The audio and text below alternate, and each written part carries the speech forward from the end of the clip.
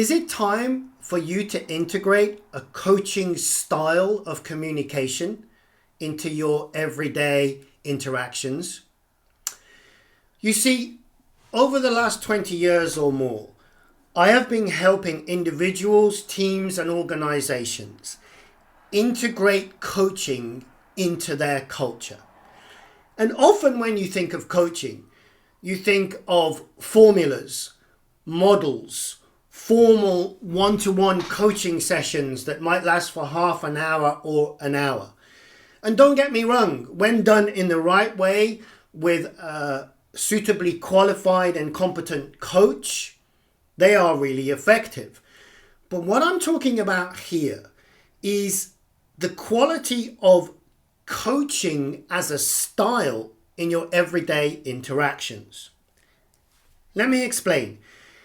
If we look at the core competencies of coaching, it's first and foremost self-awareness and being present, and then intuitively asking great, open, explorative questions that are for the benefit of the other person, not for your benefit. And you notice I started that by saying being present.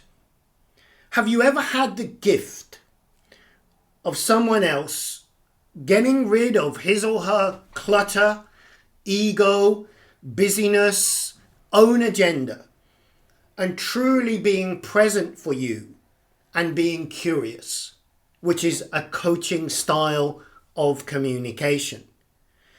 So you felt listened to.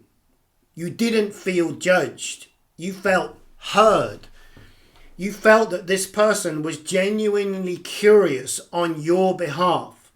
They weren't telling you what to do. They weren't trying to advise you. They weren't trying to fix everything you shared. But they were just openly curious about you and asked you some great questions that enabled you to open up like a beautiful flower and share some of your reflections, ideas, and probably during that process, you got some clarification or insights or new ideas. So, how can you improve the level of a coaching style of communication into your everyday relationships? Well, here's a little activity I'd like to challenge you to do.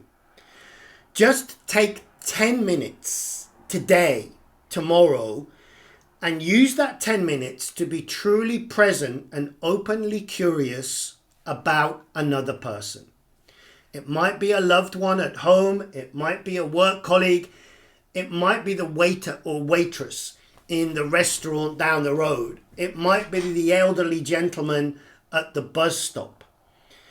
But literally, your agenda is to listen, to be curious, and to put yourself in a place of learning and growth.